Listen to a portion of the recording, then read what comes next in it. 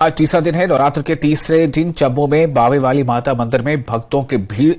बावे वाली माता महाकाली संहार की मानी जाती है देवी और वहां पर आज सुबह से ही भक्तों की काफी भीड़ देखी जा रही है। शादी नवरात्र का ये मौका है और आज नवरात्र का तीसरा दिन है। तीसरे दिन भी मां की पूजा के लिए वहां पर भक्तों की काफी भीड़ उमड़ी है।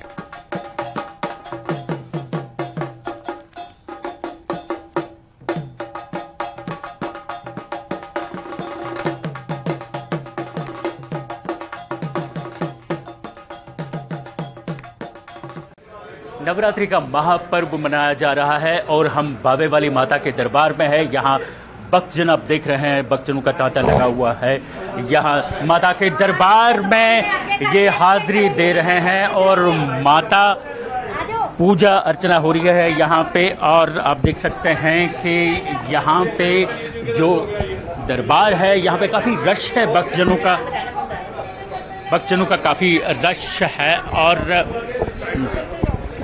क्या कामना करते हैं इस पर्व पे? हम प्रभु माता के प्रति सबकी मनोकामना करके सबकी भले करे, सबका पूरी मनोकामना करें, सबको खुशहाल रखे, सबकी जोलियां भरे। मेरी माँ से यही प्रार्थना है, जो तेरे दर पे आता है माँ निराश ना भेजना किसी को। मेरी यही सबसे माता से यही दुआ है। आप देख सकते हैं कि यहाँ पे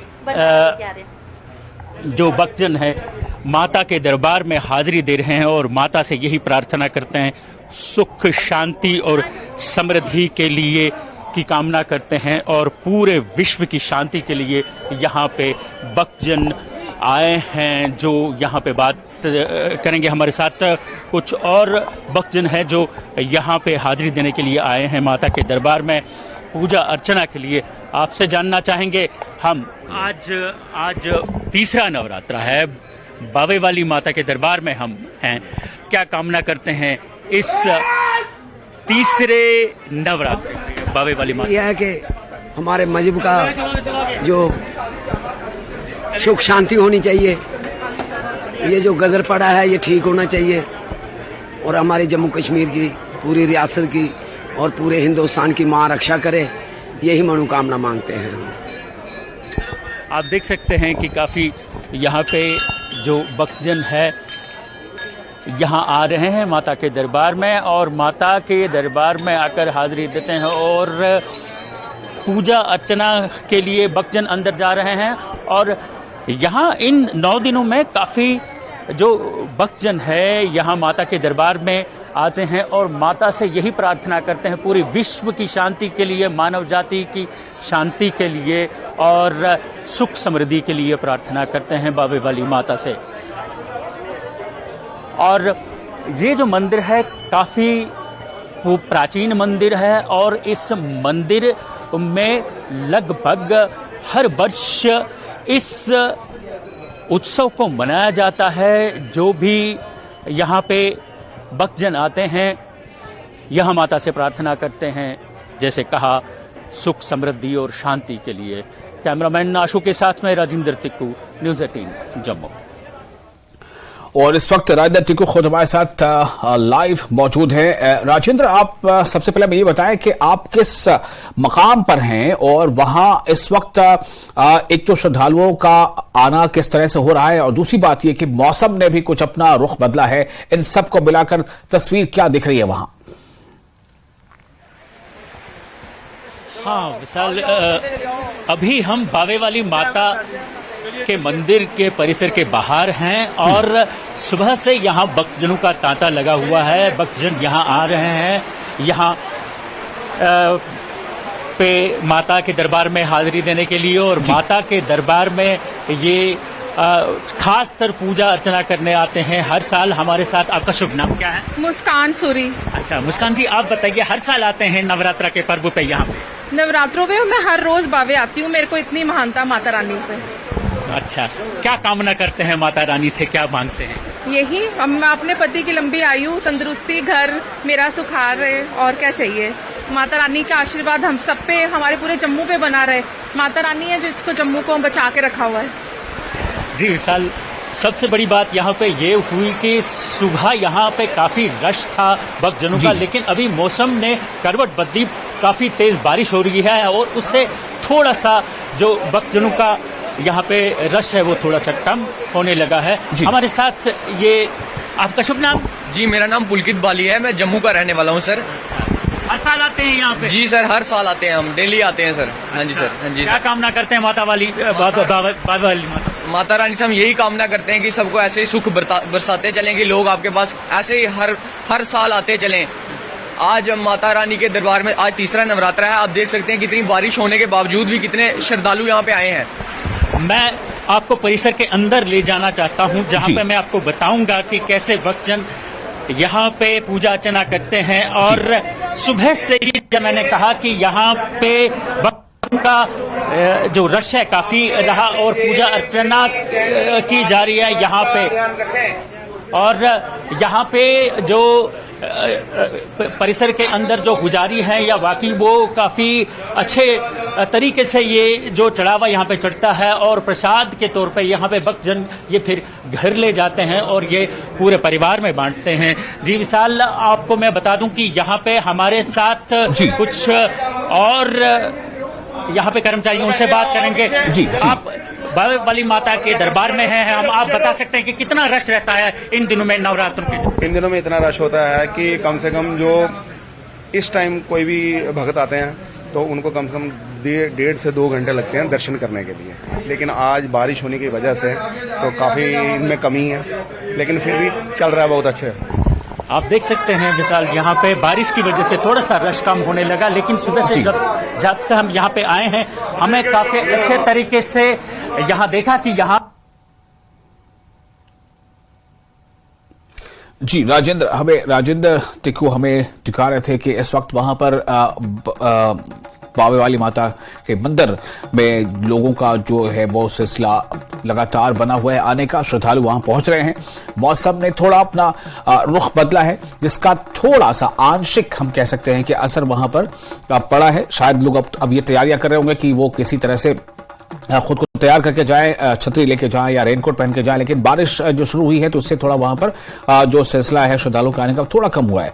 तो ये आज शारदीय नवरात्र का तीसरा दिन है और ये पहला, दूसरा, तीसरा इस तरह से 9वीं तारीख तक में काफी ज्यादा जो है आस्था जो वान लोग होते हैं। और खासतौर से इसमें कोशिश यही होती है कि एक तो पूजा की जाए और साथ ही अपने राज्य और पूरे देश के लिए जो है सुख शांति की कामना की जाए।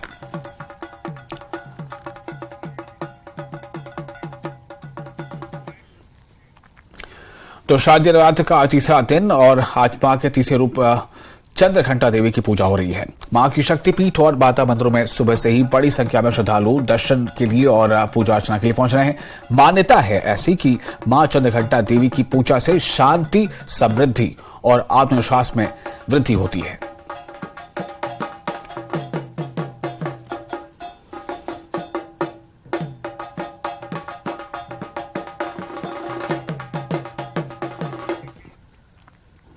जम्मू कश्मीर में मौसम खराब है। खराब मौसम का असर जम्मू, श्रीनगर, कौमे, शाहराह पर ट्रैफिक की आमदोरफ्त पर भी पड़ रहा है। हालांकि ट्रैफिक पुलिस कौमे, शाहराह पर ट्रैफिक की आमदोरफ्त को यकीनी बनाने के लगातार इक़दाम कर रही है, जिसके लिए ट्रैफिक पुलिस को तामीराती कंपनियों, national highway authority of India और जिला इंतजामिया का मुकम्मल ताउन हासिल है। SSP traffic national highway Rohit Baskotra ने अवाम से अपील की है कि मौजूदा सूरत हाल में शाहराह पर सफर करते वक्त एहतियात बरतें और ट्रैफिक कवानीन की पासदारी करते हुए सफर करें। वहीं उन्होंने ट्रक ड्राइवर मालिकान से भी गुजारिश की है कि ड्राइवरों को किसी भी सफर के दौरान पूरे तेल का खर्चा दिया करें, क्योंकि शाहराह पर अक्सर जाम लगने की वजह से गाड़ियों में तेल न होना और ट्रकों का गैर मुनासिब जगहों पर खड़ा होना भी एक बहुत बड़ा मसला बन जाता है।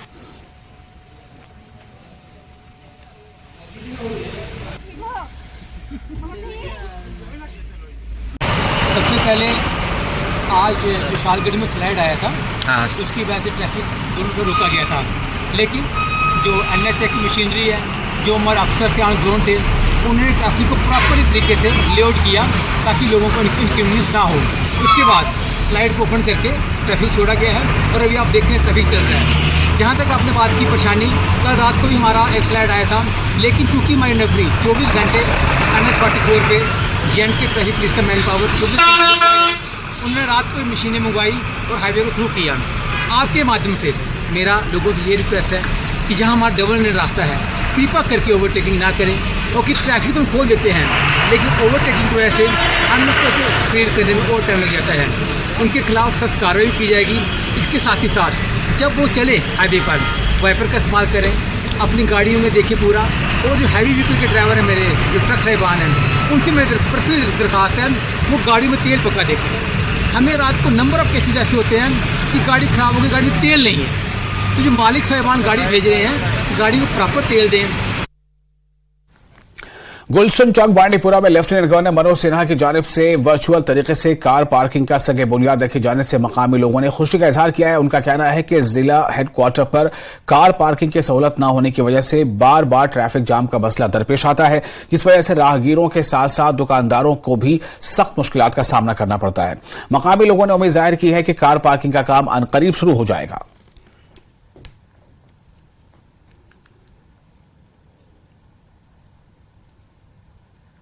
हम बार बार ये कहते थे कि यहाँ पर रास्ता छोटा है, हमें जबरदस्त मुश्किल आती है, राहगीर हो, ये स्टूडेंट्स हो, बुजुर्ग हो, तमाम लोगों को तकलीफ होती थी।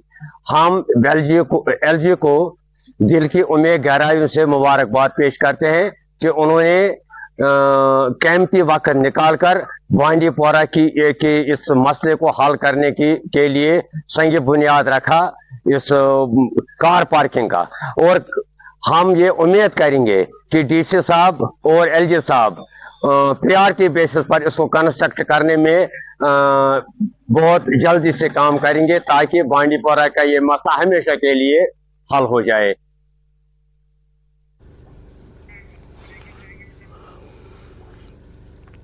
और इस वक्त एक ब्रेकिंग न्यूज आपको देने जा रहे हैं। खबर जम्मू कश्मीर से है। जम्मू श्रीनगर नेशनल हाईवे 44 बंद कर दिया गया है। जम्मू श्रीनगर नेशनल हाईवे 44 बंद है। लैंडस्लाइड की वजह से ट्रैफिक की आबोतरफ मुतासिर हुई है। सैकड़ों गाड़ियां दरमानदा है, फंसी हुई हैं। तो इस वक्त एक अहम खबर, जम्मू श्रीनगर नेशनल हाईवे 44 बंद है। लैंडस्लाइडिंग की वजह से ट्रैफिक की आमदरफ्त मुतासिर है। सैकड़ों गाड़ियां दरमानदा है। बिलाल वाली हमारे साथ मौजूद है, नुमाइंदा रामबन फोन लाइन पर। बिलाल, इस वक्त सिचुएशन क्या है? देखिए, जम्मू से नेशनल हाईवे गुज़श्ता रात को भारी बारिशों के बाद जिला रामबन के कई जगहों पर लैंडस्लाइड, शूटिंग स्टोन की वजह से ट्रैफिक की आमदरफ्त के लिए बंद कर दी गई है, जिसकी वजह से जम्मू से नेशनल हाईवे पर इस वक्त हजारों की तादाद में गाड़ियां जो है वो दरमानदा है, जिसमें लाइट मोटर व्हीकल्स है, जिसे हम पैसेंजर व्हीकल्स कहते हैं, हैवी मोटर व्हीकल्स है, जो जम्मू से कश्मीर और कश्मीर से जम्मू की तरफ जा रहे थे, उन्हें मुख्तलिफ लोकेशन पे रोक दिया गया है। मौसम लगातार खराब बना हुआ है। गुज़श्ता रात को भारी बारिश हुई है।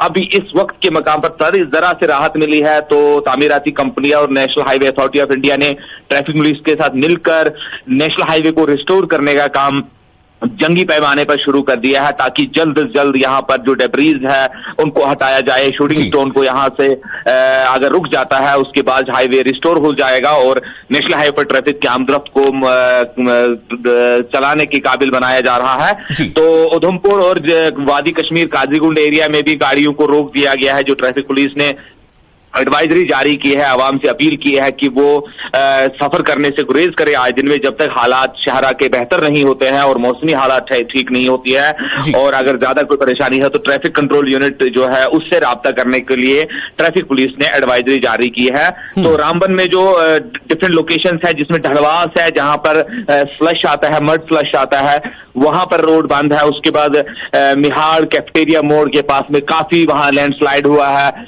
वहां पर रोड बंद है। और उसके बाद त्रिशूल मोड़ के पास भी शूटिंग स्टोन हो रहा है, जो हाईवे की ट्रैफिक को जो है डिस्टर्ब किया हुआ है। अभी तक ट्रैफिक पुलिस जो है उन्होंने हमें अपडेट दिया है कि हमने मैन एंड मशीनरी को ऑन जॉब लगा दिया है, वो काम कर रहे हैं। जल्द से जल्द शहरा को खोलने की कोशिश की जाएगी और उसके बाद सबसे पहले जो तरजीह दी जाती है वो स्टैंडर्ड व्हीकल्स को दिया जाएगा, जो डिफरेंट लोकेशन से फंसे हुए हैं। रात से गाड़ियां फंसी हुई है, लोग बहुत परेशान है।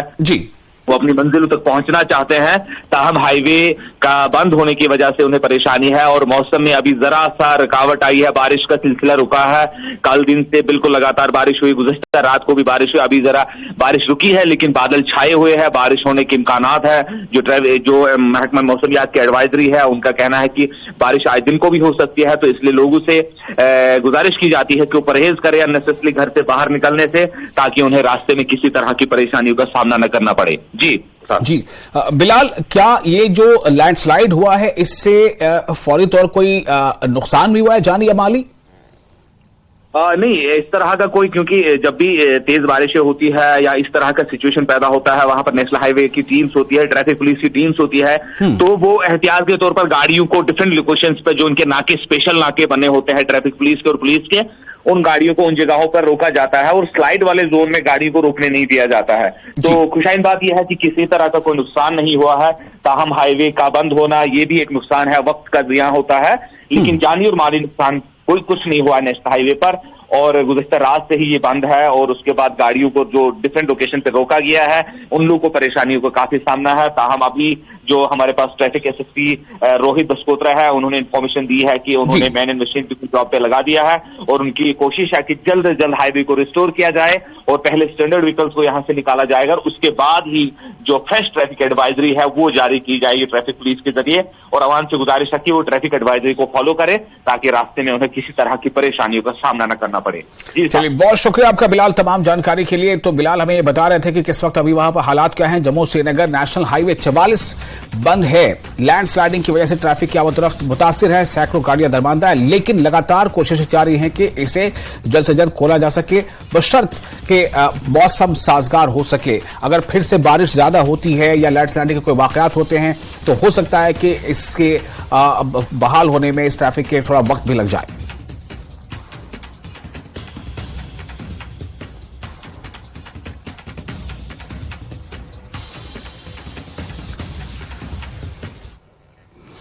एप्पल फार्मर्स फेडरेशन ने उन काश्तकारों के लिए फौरी इमदाद का मुतालबा किया है जिनके फल कल वादी की शोपियां और कुलगाम इलाकों में शदीद जालाबारी की वजह से तबाह हुए हैं। मोहम्मद यूसुफ तारिगामी ने मुतासरा काश्तकारों के लिए मुआवजे का मुतालबा किया जिन्हें शोपियां, कुलगाम और वादी के दीगर इलाकों में शदीद जालाबारी की वजह से बड़े पैमाने पर नुकसान पहुंचा है। उन्होंने हुकूमत से फौरी तौर पर नुकसानात का तखमीना लगाने का मुतालबा किया ताकि काश्तकारों को बर वक्त मुआवजा फराहम किया जा सके। यूसुफ तारिगामी से फसल बीमा स्कीम पर अमल दरामद न होने पर मजीद सवाल किया गया। उन्होंने कहा कि अगर इस स्कीम पर अमल दरामद होता है तो काश्तकार राहत की सांस लेंगे।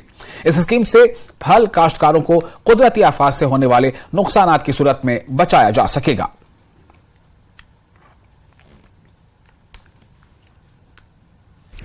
मेरे साथ किसान लीडर मोहम्मद अफजल परेज साहब कुलगाम से आए हैं। कल क्या हुआ कुलगाम के मुख्तलिफ इलाकों में, गाँवों में और इसके अलावा शुपियान के अक्सर देहात में बहुत नुकसान हुआ जालाबारी से। और इसी वजह से जो इसी साल एप्पल फेडरेशन का क़याम अमल में लाया गया, उन्होंने मुतालबा किया, एलजी साहब से एक वफद भी मिला, मेमोरेंडम पेश किया जिसमें कई मांगे दर्ज हैं। एक ये मांग कि किसान को अपनी फसल के वाजिब दाम मिलते नहीं, वो मिलने चाहिए।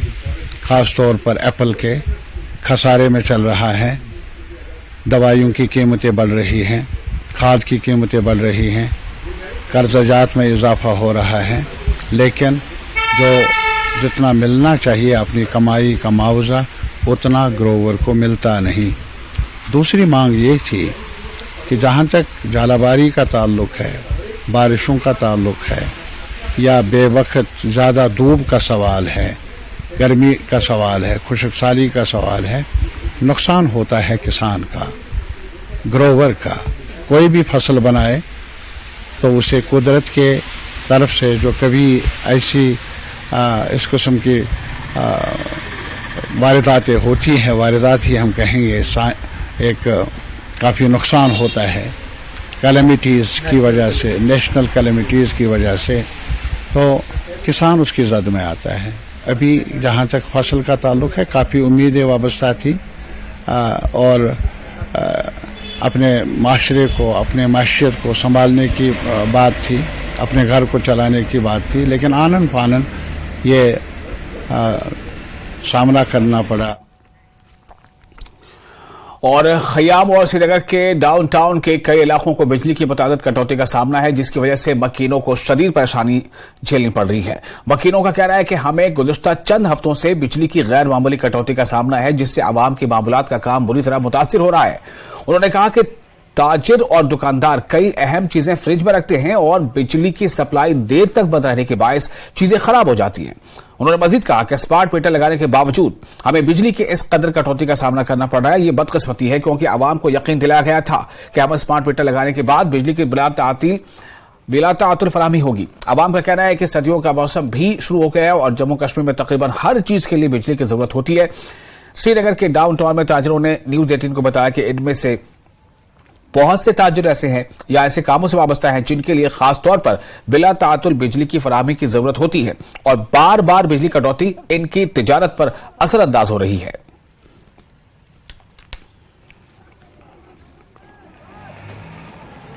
पावर टोटल आसान गंटस पावर कि पत पान अगर यमो मीटर लग यमो वो पावर सर रोज स्मार्ट मीटर लग तम पे क्या करान अस मत वन ये चोर लागान सह त्रो लूको लागन यमो लग स्मार्ट मीटर अम बिल तो सोजान बराबर पावर कुनी अम सा हर कह नुकसान अम सा दुकानदार नुकसान कि आइसक्रीम वल इन पे कारबार पकान कम से कम गई जरियत आस पावर वुचन सी गंट 2 गंट त्रावान तो निवान 8 बजे पावर मज त्रावान 6 बजे 9 बजे त्रावान तो तरु फिक्री निवान तो त्रावान उठान बिल 6,000 7,000 8,000 फिक्रे तरह दलील क्या अगर पावर कंटिन्यू रोज पता अगर बिल खस रॉपिस 4,000 5,000 दुख इत पे परेशान ग पावर छुन तो बिल क्या परस तो पावर ठीक यह टोटल कह अम सह नुकसान बिजनेस पे पूरा असर पावर स्मार्ट मीटर गए 8 रेत लगित टोटल बिल पावर कुछ। देखिए ये पहली बार नहीं है, जब भी यहाँ पे विंटर्स आ जाते हैं तो पावर की जो कटलमेंट है वो शुरू हो जाती है और